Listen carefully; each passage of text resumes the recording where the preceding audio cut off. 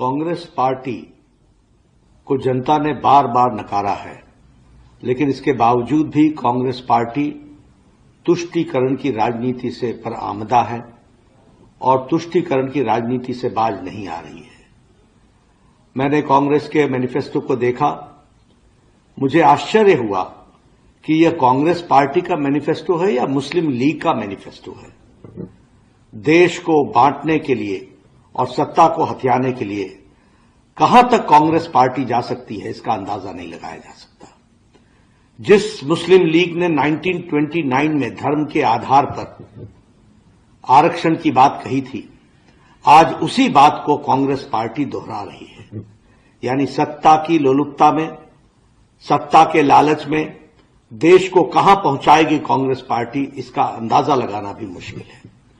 आज माइनॉरिटी के लिए जिस तरीके से धर्म के आधार पर आरक्षण की बात हो रही है और जो 50% से अधिक आरक्षण की बात है, वो किसके लिए आरक्षण करने की बात कर रही है, कांग्रेस पार्टी को यह स्पष्ट करना पड़ेगा।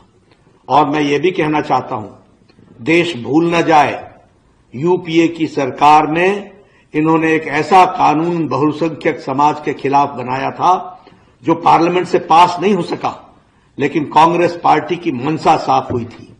ये मेजॉरिटिज्म के खिलाफ जिस तरीके की रणनीति और राजनीति कर रहे हैं और तुष्टीकरण की राजनीति कर रहे हैं, देश ने इनको माफ नहीं किया है और आगे भी माफ नहीं करेगी। ये चाहते हैं कि देश फट जाए, लेकिन इनकी सत्ता की भूख समाप्त न हो।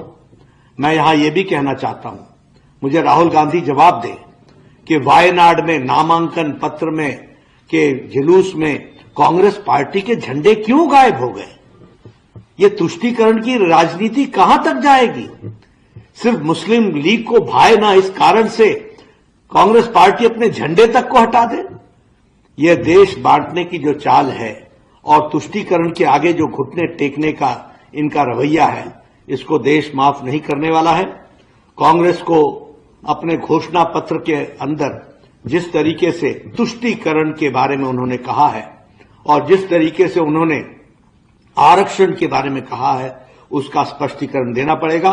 देश जान को बताना पड़ेगा कि देश में इस तरीके की राजनीति, जो सत्ता के लोलुपता में आप एक समाज को बांटने का प्रयास कर रहे हो, उसको देश कदापि माफ नहीं करेगा। कांग्रेस को उसका जवाब देना पड़ेगा।